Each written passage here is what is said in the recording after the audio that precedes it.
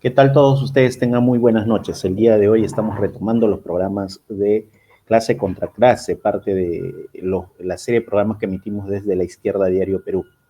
Para esta primera edición, luego de retomar del largo tiempo, contamos con la presencia de un compañero de la LORCI de Bolivia, con Nat. Nat acaba de escribir un libro muy importante que en el mes de agosto ha marcado, creo, en cierta medida las discusiones y los debates en la agenda electoral que hace poco ha tenido Bolivia, que se llama Los Dueños de Bolivia, la historia no oficial. ¿Qué tal, Nat? ¿Cómo estás? ¿Qué tal Bolivia? ¿Cómo están, compañeros, compañeras, compañeros? Muchas gracias por la invitación al espacio de La Izquierda Diario Perú. Nat, coméntanos un poco, primero preséntate, cómo así nace esta iniciativa de escribir este texto, que creo que ha marcado un poco algunos noticieros de Bolivia, al haber editado un libro tan provocador como Los Dueños de Bolivia, ¿no?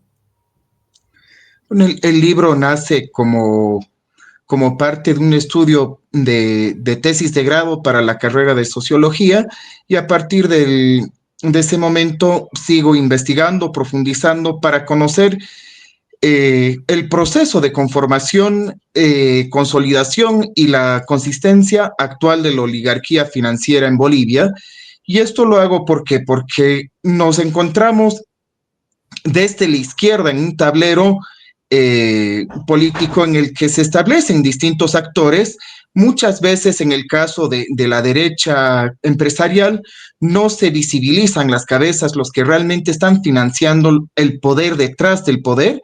Y en ese sentido creo fundamental eh, conocer quiénes conforman los grupos de poder económico, político y políticos en el país, cómo se conforman, qué maneras tienen de actuar en distintos momentos históricos y también ante eso plantearnos el horizonte de qué ha significado el gobierno del MAS y qué toca para el movimiento popular, de trabajadores, de mujeres, de la juventud en general, del pueblo trabajador, que toca después de esto, ¿no?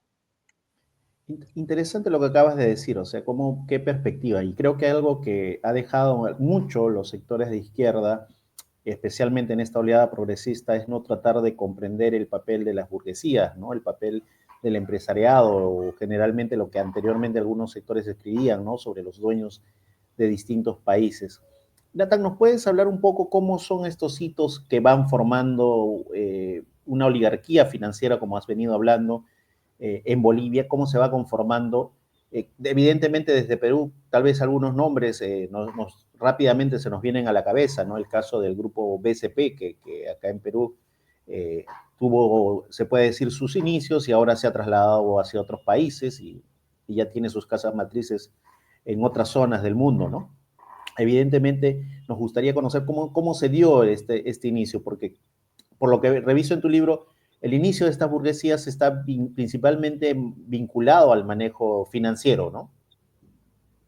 Sí, o sea, en nuestro país hay un proceso, al igual que en toda América Latina, en toda el Avia Yala hay un proceso de acumulación de capital que se entrelaza profundamente con el proceso de la colonización, el proceso también de la fundación de las repúblicas independientes y, por supuesto, con los principales hitos históricos en los últimos 2 siglos, digamos, de independencia política formal en nuestros países.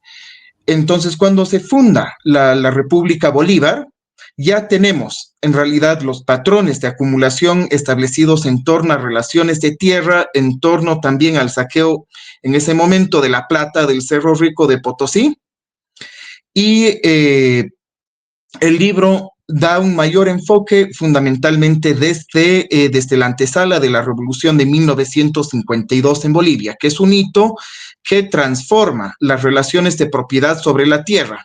Se produce en nuestro país la reforma agraria, que es una reforma que tiene muchísimas contradicciones internas. En realidad llegaría a establecer en el oriente del país prácticamente sentaría las bases de lo que es el latifundio, la agroindustria, y en el occidente del país se establecerían minifundios, ¿no? Entonces ahí tenemos la reforma agraria, tenemos también lo que viene a ser la nacionalización de las minas. En realidad ahí hablamos de las minas del estaño, de Patiño, Xochitl y Aramayo, ¿no? Que eran los tres principales referentes o los varones del estaño. Y a partir de este momento ya se consolida un nuevo patrón de acumulación, podríamos decir, que con la dictadura militar, justo tenemos aquí la foto, ¿no? De esta dictadura con apoyo cívico también, ¿no? Hablamos de la Falange Socialista y del MNR, del Movimiento Nacionalista Revolucionario, de Paz Estenssoro aquí, flanqueando al dictador militar Hugo Banzer Suárez, ¿no? Que fue parte del Plan Cóndor.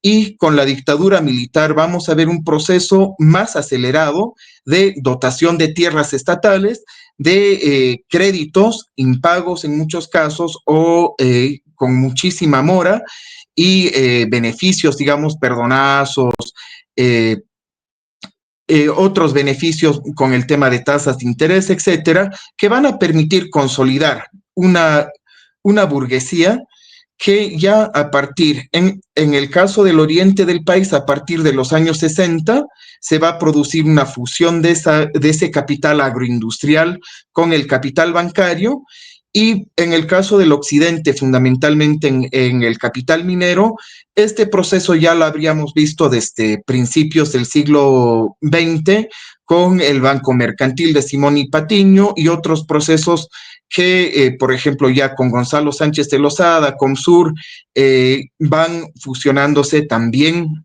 capitales bancarios con el capital minero.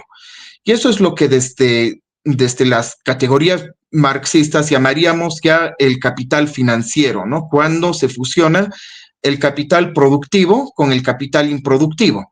Y esto ya no es una relación en la que hablamos de que el capitalista productivo va, pide un préstamo y luego le devuelve, sino que el capital, tanto del productivo como del bancario, se encuentran fusionados como tal.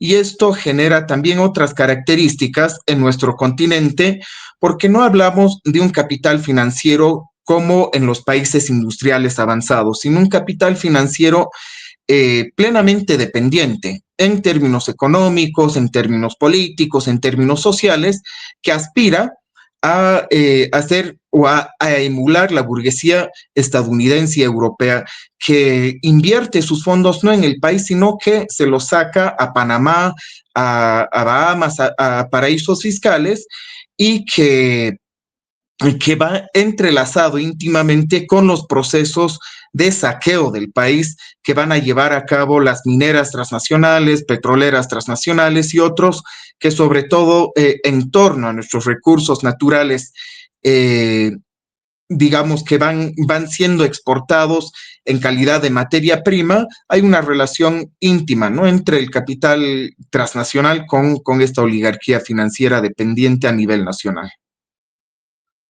Nota, en este escenario, ¿cómo se vincula este capital financiero con los golpes de Estado? Tú comentabas un poco los beneficios que les van dando estos gobiernos que van asumiendo en cierto momento, pero ¿qué vínculo, qué relación directa tienen? O sea, ¿qué vínculo tiene la burguesía dentro de estos gobiernos por medio de golpes de Estado? Generalmente pareciera ser que son, o sea, para la gente de derecha o gente que de la noche a la mañana por temas morales o por su lucha contra el comunismo o X o Y excusa llegan ahí para detener el avance, ¿no? De un grupo de gente desadaptada, ¿no? Y entonces en esa medida no pareciera ser que van a llegar ahí para beneficiar a un conjunto de empresarios que están ahí para tratar de lograr algunos beneficios. ¿Cómo se relaciona esto, no? ¿Qué vínculo tiene este tipo de estos tres principales hechos que se dan en Bolivia y que en la zona sur son muy conocidos, ¿no? El tema de Banzer, el tema de Mesa y ahora último en el 2019 el tema de Áñez, ¿no? De esta representante del Senado que muy fácilmente llega a ser presidenta con la venia de un conjunto de integrantes del movimiento al socialismo. Estos tres momentos políticos, ¿cómo se vinculan con este empresariado? ¿En qué momento este empresariado cumple un papel? ¿Qué rol cumple en eso este papel? Porque te pongo un ejemplo, acá en Perú hay sectores de la izquierda progresista, entre comillas, y otros que obvian el papel de la burguesía y hacen ver como si la pelea solamente fuera contra un sector político que representa el fujimorismo, ¿no? Y no hacen ver detrás de eso el conjunto de personas de la burguesía. Bueno, justo como tú mencionabas, eh, podemos detallar tres momentos históricos claves para analizar cómo el empresariado se entrelaza con los golpes de Estado, con los procesos políticos.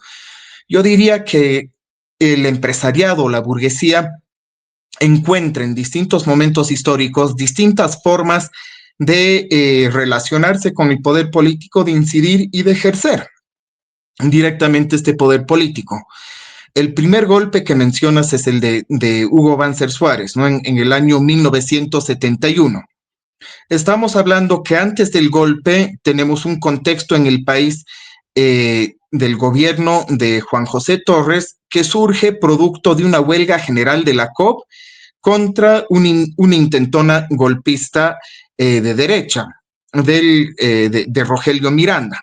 Entonces la COP logra detener la intentona de golpe derechista y asume un militar de corte, en todo caso, nacionalista, que se reivindicaba progresista y que en paralelo al surgimiento de este gobierno surge también la Asamblea Popular. O sea, va a ir surgiendo la Asamblea Popular como un embrión prácticamente de poder soviético en el país, una escuela de poder soviético, porque estamos hablando de una asamblea que sesionaba en ambientes del Parlamento Nacional con delegados de sectores obreros, campesinos, estudiantiles, políticos de izquierda, y que retaba, digamos, el estado de las cosas. Paralelamente hay, por ejemplo, importantes periódicos, El Diario, Los Tiempos, donde los trabajadores se toman la imprenta y se proclaman como cooperativa. Hay un proceso revolucionario en la universidad, la revolución universitaria. Estamos además en un contexto en el que pocos años antes había pasado por el país la experiencia del comandante Ernesto Che Guevara. Existía, es decir, estábamos en un momento prácticamente de efervescencia y desde los sectores populares, de izquierda, juveniles, de trabajadores. Frente a esa efervescencia, por así llamarla, se produce el golpe de Estado. Hubo un primer intento de golpe unos meses antes, pero ya en agosto se consolida este golpe. Ahora, con los documentos que nos proporciona los archivos desclasificados de la CIA, se encuentra que este golpe fue financiado por la Confederación de Empresarios Privados de Bolivia, pero no solo financiado, sino que ellos llegan a conformar parte del gobierno la Secretaría de Industria y Comercio, como también la Secretaría General de la Presidencia. Sumado a esto, la Cámara Nacional de Comercio, a los días de producirse el golpe sangriento, proclama un congelamiento de precios. Resulta algo llamativo, como que acusan al comunismo, a la izquierda, de que el Estado quiere imponer un precio que la mano invisible del mercado debería de regular. Nada, pues llegan a apoyar el golpe de Estado y para imponer una estabilidad económica a la fuerza, imponen un control de precios desde el sector empresarial. Y ahí vamos a ver cómo durante todo el gobierno de Banzer tenemos, por ejemplo, al expresidente de la Confederación de Empresarios Privados, Adalberto Violant, que asume como asesor económico de Banzer.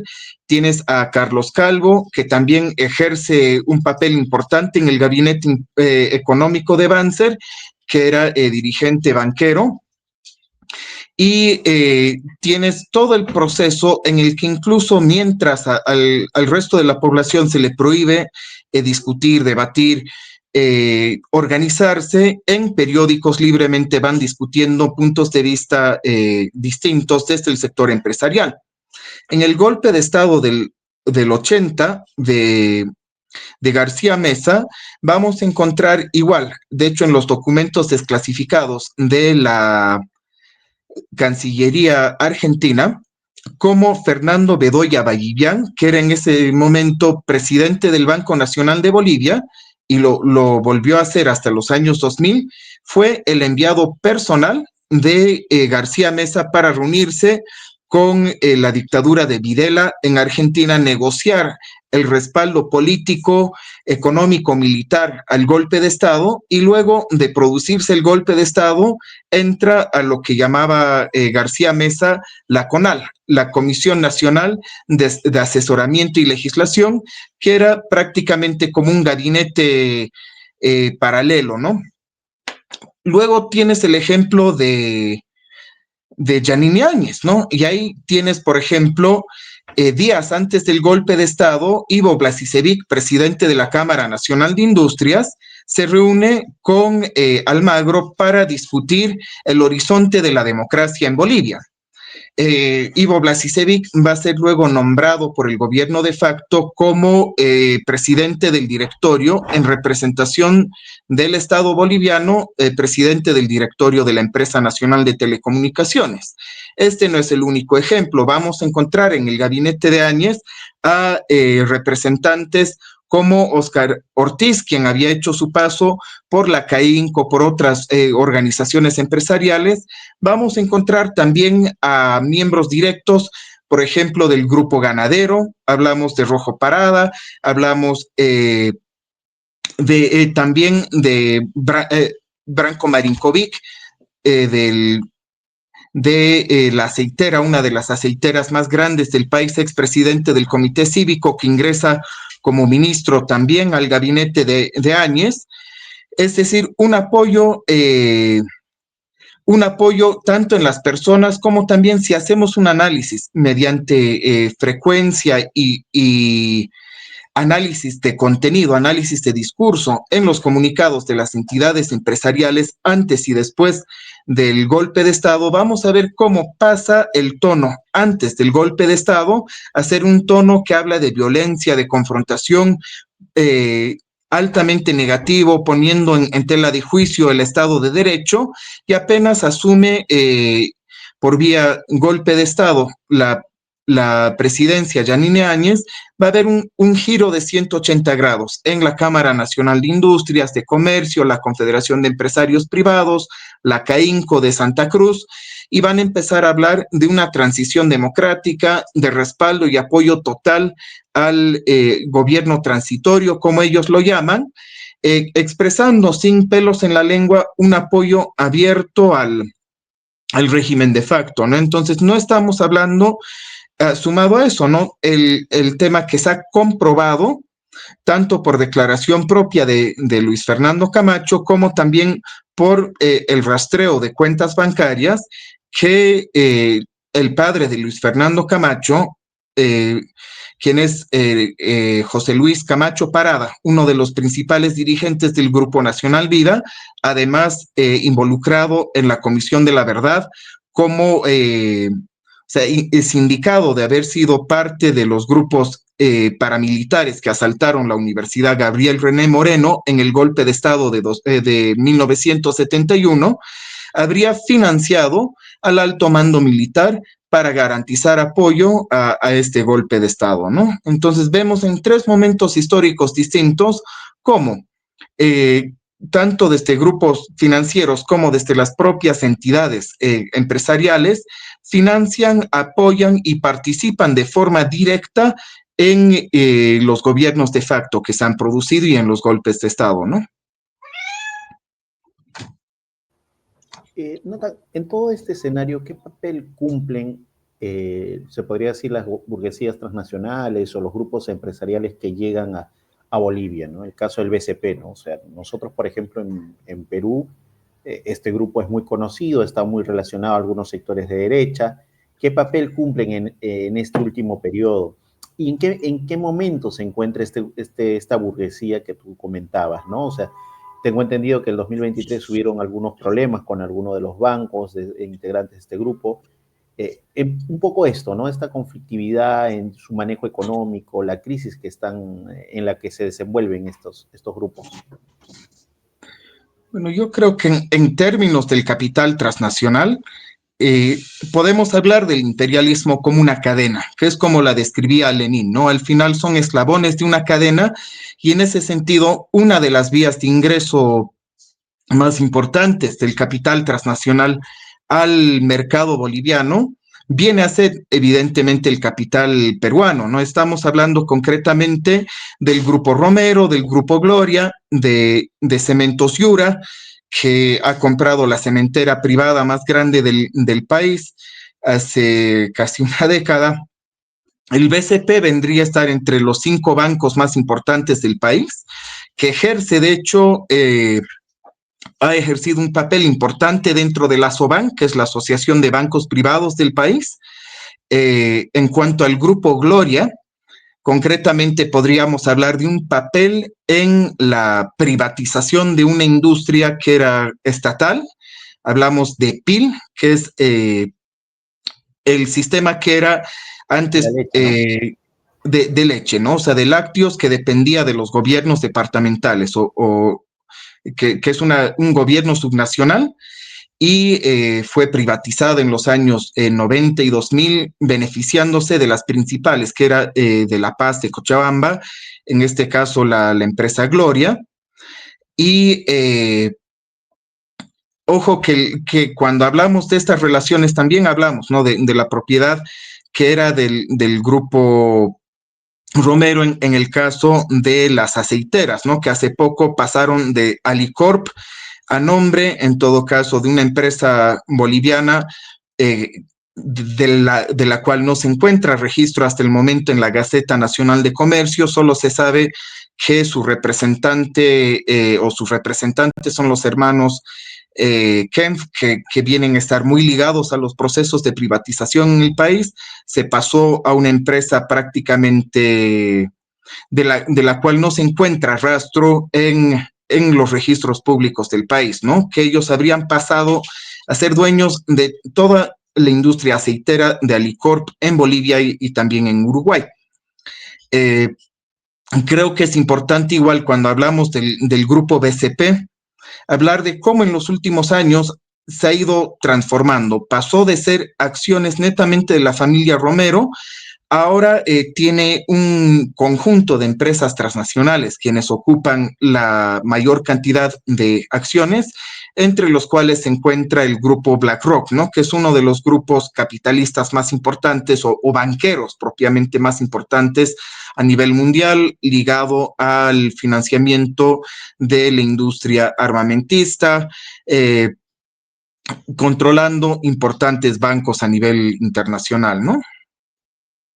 Eh, Nathan, en este escenario, durante estos últimos años que fue el gobierno del MAS, eh, claramente la postura frente a las burguesías de gobiernos como el MAS, como lo fue Rafael Correa en Ecuador, como lo fue el chavismo en un determinado momento en Venezuela, fueron tratar de crear una burguesía nacional.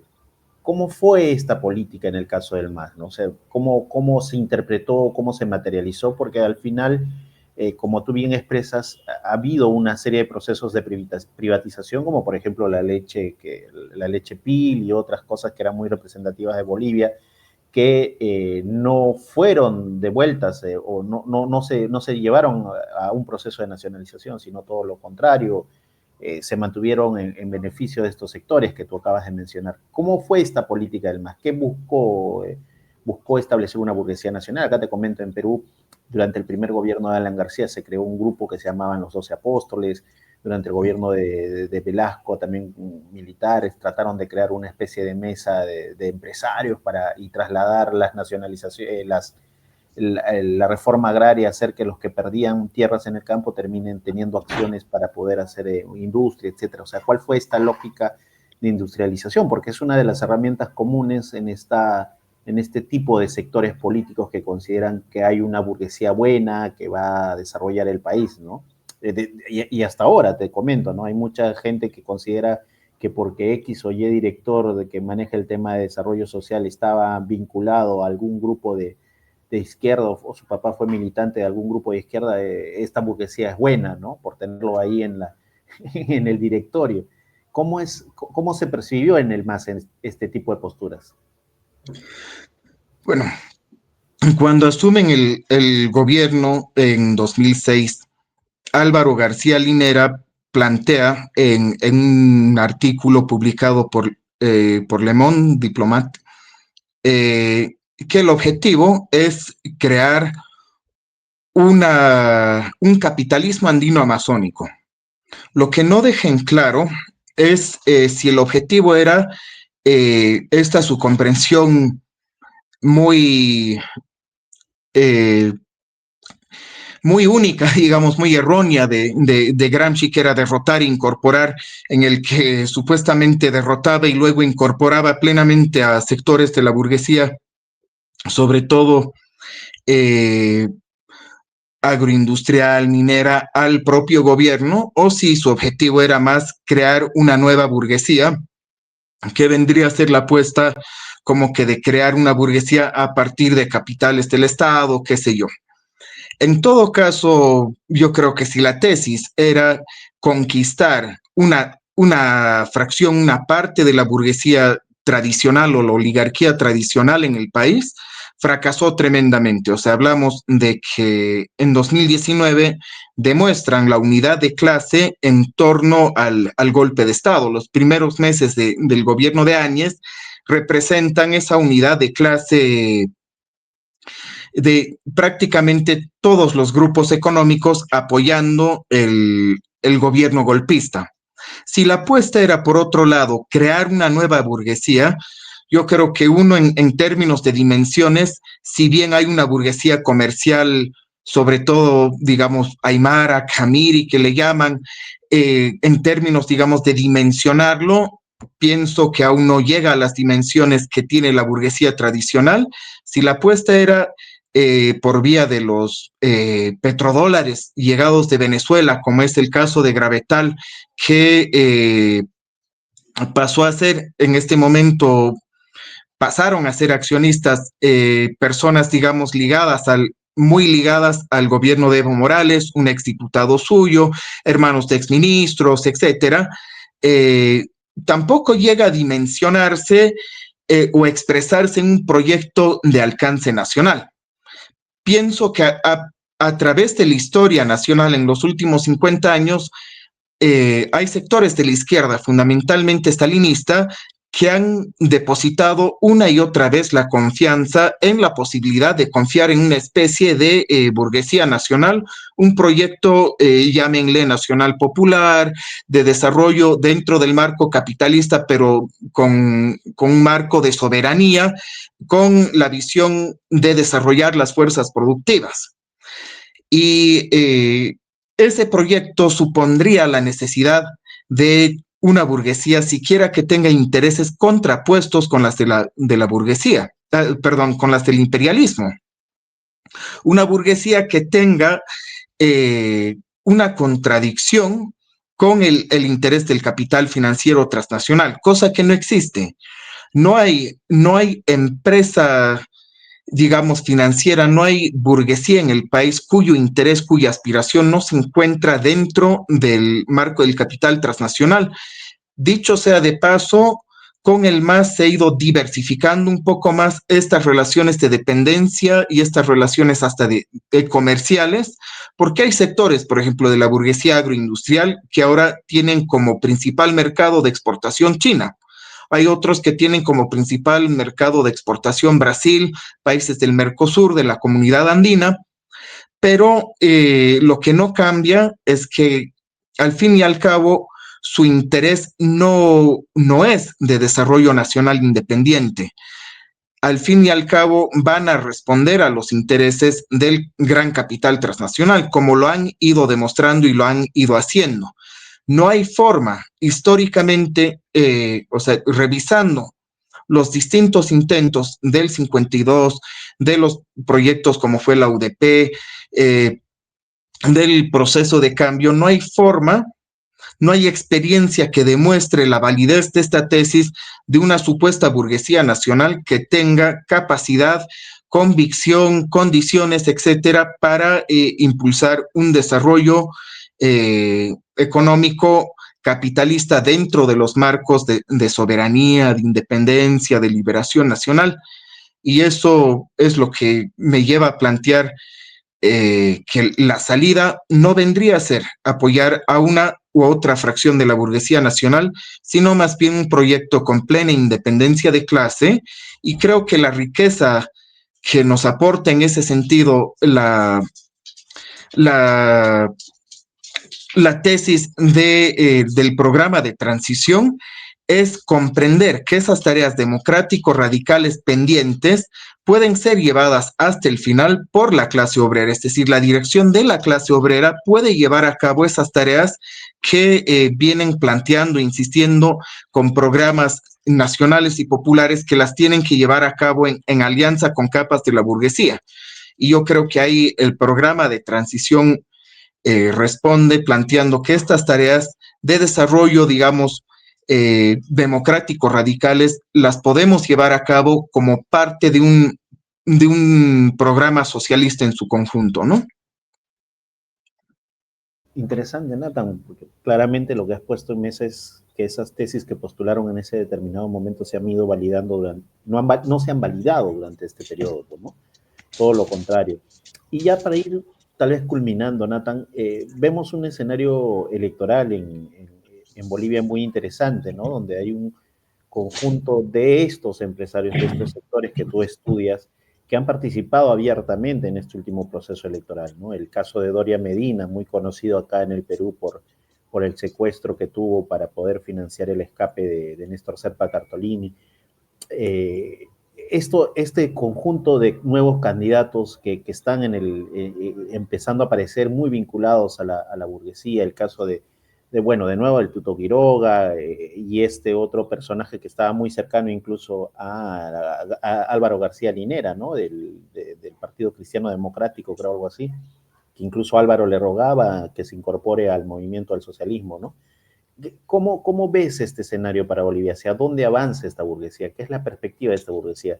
Eh, ¿Cómo se va a ir desenvolviendo durante este último periodo o qué piensa desenvolver, ¿no? ¿Qué piensa proponer? Porque evidentemente los dos juegan para el apoyo o el sostenimiento de estos dueños de Bolivia que tú has redactado en tu libro, ¿no?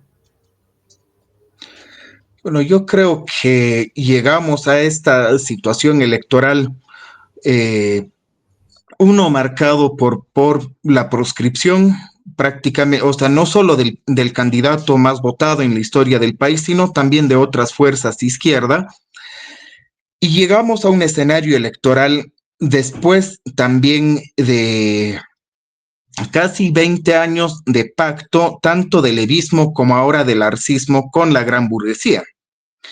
Han desatado un proceso prácticamente de sabotaje, de ataque económico que viene desde la fuga de capitales mediante paraísos fiscales, que ha sido garantizado cierto grado de impunidad con el propio gobierno del MAS. Cuando tenían 2/3 en el Parlamento, se negaron a aprobar una ley contra la fuga de capitales, pero también por los pactos, por ejemplo, del gobierno de Arce, que ha ido liberando las exportaciones justo de productos que nos hacen falta en la canasta familiar básica del país. Hablamos de aceite, hablamos de arroz, hablamos de carne, que se exportan a precios menores de lo que se comercializan en el mercado nacional, donde se los hace escasear, donde se les sube artificialmente el precio. Y el gobierno de Arce mantiene prácticamente las puertas abiertas para la exportación de estos productos, ha resultado de un proceso de negociación y de ceder prácticamente en todas las demandas a la gran agroindustria, a la minería privada, etcétera, ¿no? Entonces llegamos a esta situación, uno, por este cúmulo de entregas de parte de la dirección del MAS a la gran oligarquía, al gran capital, llegamos en una situación en la que creo que es importante destacar, más del 21% de la población ha votado blanco o nulo en la última elección, que es una cifra histórica en el país, es una cifra muchísimo mayor a lo que se suele tener en las elecciones nacionales. Hablamos de que si sumáramos los votos contra los tres candidatos que más representan el pasado neoliberal conservador del país, hablamos de Samuel Doria Medina, Tuto Quiroga y Manfred Reyes Villa, el conjunto de votos contra estos tres candidatos es del 59%, incluyendo votos blancos y nulos. Es decir, no es que la derecha tradicional, conservadora, haya vuelto a recuperar la confianza popular. Lo que sí en este momento estamos viendo es una especie de, o sea, una segunda vuelta en la que hay dos candidatos de derecha, uno de una derecha populista, que si bien Rodrigo Paz es hijo de un ex presidente, lleva los últimos 25 años siendo diputado, alcalde, senador, habiendo pasado prácticamente por todos los partidos que han conformado la derecha boliviana, eh, digamos de forma hasta irónica, Tuto Quiroga pasó prácticamente por los mismos partidos, en muchos momentos han sido compañeros de partido o aliados, digamos, coyunturales, y Tuto Quiroga evidentemente representa esa derecha más dura, conservadora, viene a ser el vicepresidente del dictador Hugo Banzer Suárez cuando fue electo por vía institucional. Eh, Uno presenta un proyecto, Tuto presenta un proyecto que reivindica abiertamente la imposición de las normas del Fondo Monetario Internacional, el ajuste, etcétera. Rodrigo Paz es un poco más cauteloso, más populista en el discurso, habla un poco más de bonos, no especifica exactamente de dónde viene el préstamo, habla de un capitalismo para todos. Lo que los dos representan, claro, es el cierre, digamos, de un ciclo político que ha durado 20 años prácticamente, desde que asume el MAS, pero que tiene sus raíces más hondas, desde las luchas antineoliberales, antiprivatización, y en ese sentido se viene un contexto en el que hay un parlamento abiertamente reaccionario, con muy pocos representantes del campo popular, y muy poco mandato. Además, estamos hablando de parlamentarios que han ganado por mayoría simple en muchas circunscripciones, candidatos desconocidos, que incluso hay hasta parlamentarios supranacionales que no estaban en listas y que están teniendo que ver cómo arreglar la situación para que haya quien ocupe el cargo.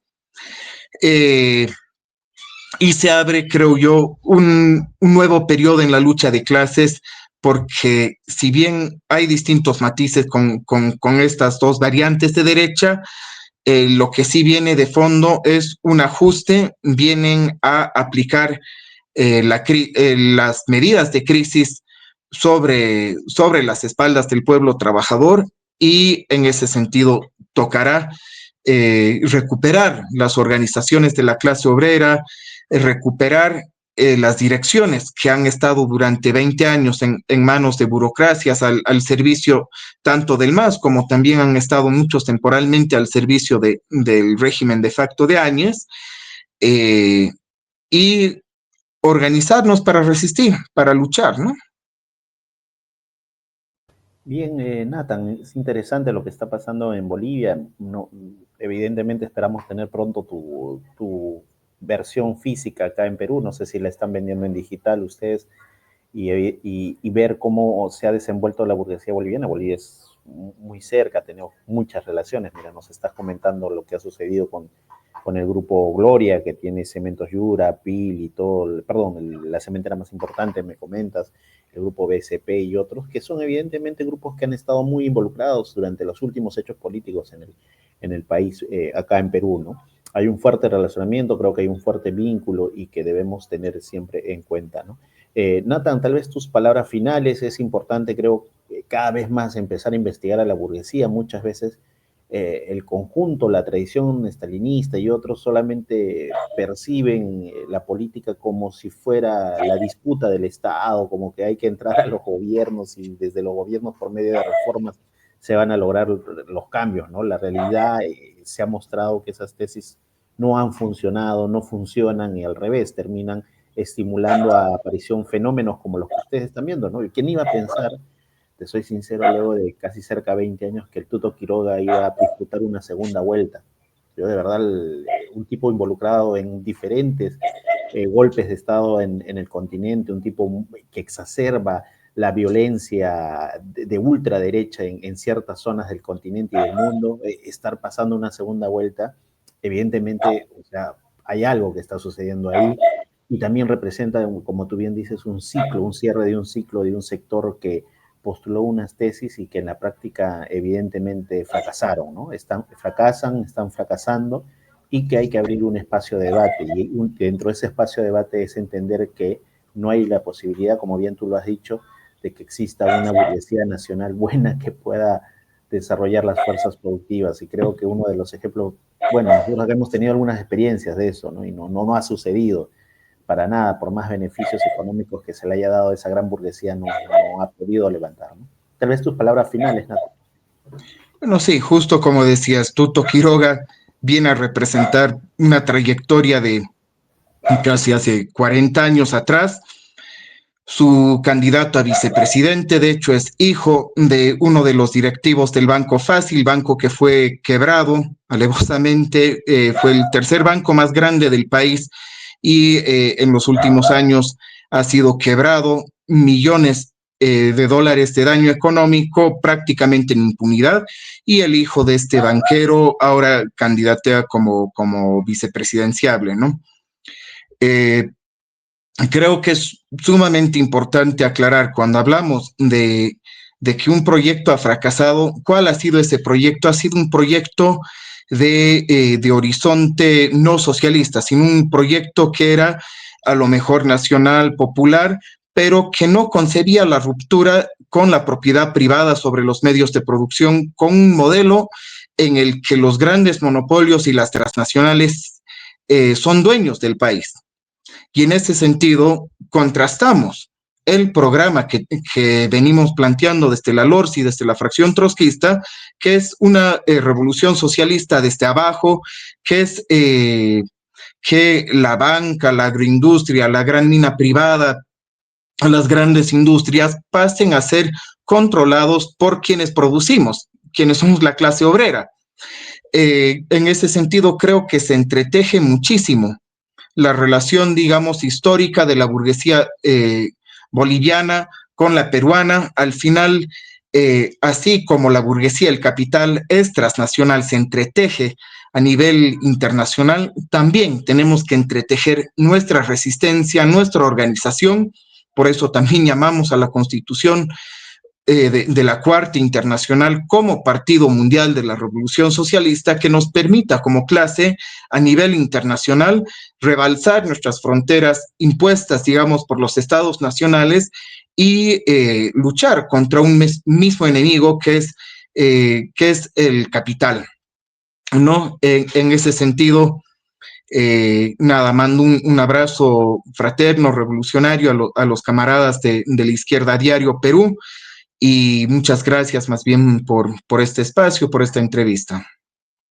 Más bien, gracias una vez más, Nathan, y me quedo con uno de tus títulos que preguntas. Al final el subtítulo dice, expropiar a los expropiadores, te preguntas. Creo que sí, ese es el camino que hay que ponernos por delante, ¿no? A empezar a discutir y a viabilizar eso, porque al final ellos fueron los que expropiaron para tener lo que tienen ahora, y es el momento de que el conjunto de los que hacen, los que producen, que son el conjunto de los trabajadores, empiecen a tomar sus destinos en sus manos, ¿no? Bueno, Nathan, un gusto, saludos desde Perú y un gusto haberte tenido el día de hoy. Hasta la próxima. Hasta la próxima, un abrazo muy grande.